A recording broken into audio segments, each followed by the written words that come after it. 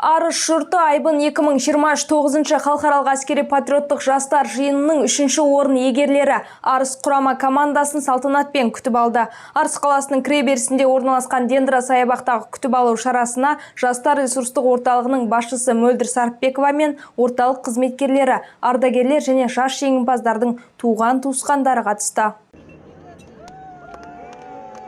Арыстың Айбынды жастары Жуырда Қарағанды облысы Спас қаласында еліміздің 20 өңірі мен Әзербайжан және Өзбекстан республикаларының әскери патриоттық клубтарының қатысуымен өткен Айбын 2023 халықаралық әскери патриоттық жастар жиынына қатысты. Түркістан облысының намысын қорғап барған арыстықтар жүлделі 3-ші орынды иеленіп қайтты. Аталған әскери патриоттық сайыста команда құрамындағы Айдана Атажан шалқалап жатып дене көтеру сайысынан жекелей жаңа рекорд орнатқан. Айта кетейік, бұл рекорд 9-ші рет ұйымдастырылып жатқан турнир тарихындағы алғашқы рекорд.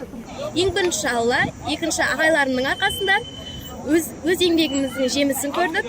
Мен шалқалап жатып дене көтеру сайысынан 1-ші орын, яғни жекелей рекорд қойдым. Ол рекорд қою сезімі енді өте керемет.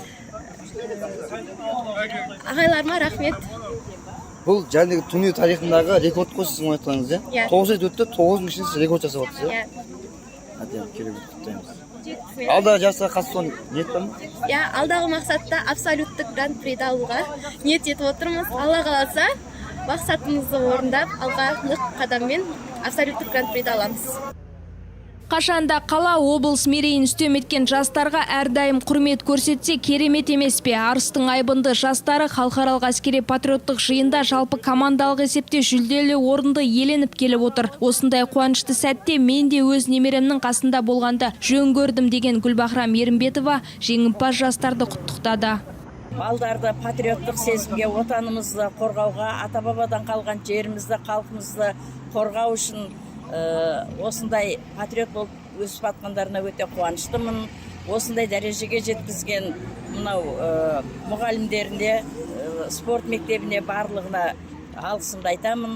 Осындай жоғарыдан көріне берсін. Менің немеремнің қатысқанына 3 жыл болды. 3 жылдан бері жүлделі орынмен оралып келе жатыр. Былтыр 2-ші орын алған еді, биыл 3-ші орын алып келе жатыр. Бұл жерде әртүрлі жаттығулар бар, ішінде әртүрлі жарыстар, содан жүлделі орын алып келе жатыр. Өте қуаныштымын. Жастар жиынында жерлестеріміз жеңісті жолынан жаңылмады. Жеңімпаздардың ендігі мақсаты келесі бәсекеге дайындалу деген Садықбек Адамбеков атындағы жалпы орта мектебі алғашқы әскери дайындық пәні мұғалімі Молдабай Сүйіндіков келесі жылы гран-при жүлдесін алу үшін команда мүшелерімен дайындықты шыңдайтынына тоқтала кетті. Осы ол қыздарымыз өзінің мықты жігерлі күштерін танытып, жекелейде біз рекордтар жасадық. Атап айтар болсақ, Атажан Айдана деген қызымыз шалқалап дене көтеру бойынша 1 минутта 79 мәрте жасап рекорд жасады. Және де жалпы әскери қорғаныш толымын киюде қатысқан Баймұрат Нұрдәулет және Үсен Еңлік деген қызымыз да өздерін жекелей ол және қыздар арасында рекорд жасап 1-ші орынға ие болды. Және де мына кермеге тартылу сайысы бойынша Мырза Қасым Азамат деген баламыз 47 метр тартынып 3-ші орынды иеленді. Және де мына біздің Арыстың балдары Түркістанның намысын қорғап өздерінің күштіліктерін тағы да дәлелдеп қайтты. Біз келесі жылда тағы да сайысқа қатысамыз. Келесі жылда алға міндет қойғанбыз. Келесі жылда біз гран-приді аламыз деген ойымыз бар. Жалпы 10 турдан тұрды ма? Жалпы 10 сайыс болды. Соның біз 4 түрінен жетістікке жеттік.